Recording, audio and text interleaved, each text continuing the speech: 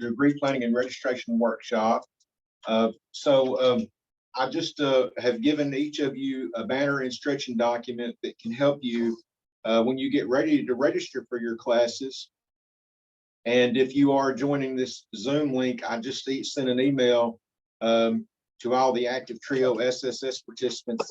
And so if you are doing this right now, then you're an active TRIO SSS participant. And in that email I sent, in the attachment area, I sent the banner instructions, and I sent an evaluation sheet, and I sent a certificate of participation. I would like to remind each of you that Monday is the first day for priority registration. Now, what you might do is you might look at your transcript, and you might even print your transcript out. And then what you also might do is take your degree plan, and you might look at your transcript, and you might look at the courses that you've taken on your transcript, and then you might take a highlighter and highlight the courses that you've completed on your degree plan, and that will help you to know what you still need to take. So that's what I would encourage you to do. Also, when you print your transcript out, you'll see your degree plan will be printed on your transcript. So make sure that the degree plan that is printed on your transcript is the degree plan that you are actually pursuing. And if it's not, if you're doing a different degree plan than what the degree plan is on your transcript, then you need to do a change of major form to whatever degree plan that you are pursuing. And also, you might also, if you know who your academic advisor is, you can visit with your academic advisor. If I were each of you, what I would do is I would print my transcript out. I would have my degree plan. I would mark off the classes that I had on my transcript. I would mark that off on my degree plan, and then I would have an idea of what I still need to take. And then I would pick about 4 or 5 classes, and then I would visit with my advisor about that and see if they were okay with what I had picked. And if they were, then Monday, what I would do is I'd get on the computer and register for those classes. So if you don't know who your advisor is, you can come to TRIO, and any of us in TRIO can go into the database and can share with you who your advisor is. And if you want, any of us in TRIO can do an informal degree audit with you, which is what we can do is we can go through that process with you of looking at your transcript, looking at your degree plans. We can mark off what you've completed, or we can watch you mark it off, and then we can talk about what you still need to take. I will give some general suggestions. If you're cosmetology or nursing, you're a cohort group, okay? So really, I think that they will probably take care of you in nursing or cosmetology, because if you're in those 2 areas, that's a cohort, which is a fancy word for everyone starts together and everyone ends together, okay? But if you're doing any other program of study, if you're doing anything else other than cosmetology or nursing, then I would encourage you to, look at your degree plan, look at what you've already completed, and look at what you need to complete. And also, make sure. So if you're non-nursing and non-cosmetology, I would encourage you. If you've already had composition 1, but you haven't had composition 2, I would encourage you to register for composition 2. Especially if you're doing an associate of art degree. If you're doing an associate of art degree, then a lot of courses you can't take them until you've had courses before. So in other words, let's say you're an associate of art major, okay? And I know that one of you, of the 2 of you are, I'm not going to say who it is, but so if you're an associate of art major, it's important that you take your composition 1. And then if you've already had composition 1, it's important for you to immediately take composition 2. Reason being is because you can't take Masters of Western Lit 1 or Masters of Western Lit 2 until you have composition 2.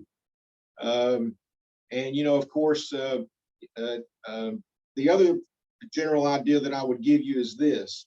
Take what is specifically in your degree plan. And if you have electives, I would put the electives off until your last semester, or I would put the electives off as long as I could put them off. And I would take all the courses that are not electives. And the reason why I would encourage you to do that is so that you can have some flexibility when you construct your schedule. You don't want to take all your electives on the front end. That's going to tie your hands, or you're not going to have flexibility in regards to coming up with your course schedule if you do all your electives at the beginning. Really what you need to do is you need to just take the courses that you need to take, and then wait till your last semester or your second to your last semester to work on your electives. And when you are taking electives, you need to bear in mind that whatever major, so let's say that you want to get a chemistry degree, okay? So let's say that you wanted to get a chemistry degree. So you do the Associate of Arts with us, and then you would go to a 4-year school. But if you want to do a chemistry degree, then you would want to, at our school, your electives that you might want to take would be some hard science electives. That's as close to chemistry as we could get. If you wanted to do psychology, get a psychology degree at a 4-year school, then the electives that you might want to take at our school would be classes like abnormal psychology. And I was trying to think of the other, developmental psychology. I think we offer abnormal psychology at our school. You might take that. You might, or if you wanted to get a sociology degree at a 4-year school, then you might want to take juvenile delinquency. Some of our sociology classes. So, if you can, it's a good idea to take electives that match what you want to do at the 4-year school. If you want to go into teaching, then it's important for you, if there's electives that end in EDUC, for you to take those electives that end in EUDC that will help you. It's tied to what you want to do at the 4-year school. That way, you have to have the electives. Why not try to accomplish 2 goals in one action? In other words, if you want to go to the 4-year school and you have to take electives, then it's a good idea for those electives for you to get the biggest bang out of your buck by taking those electives. And so if it's tied to your future outcome, that would be a good idea for you to do.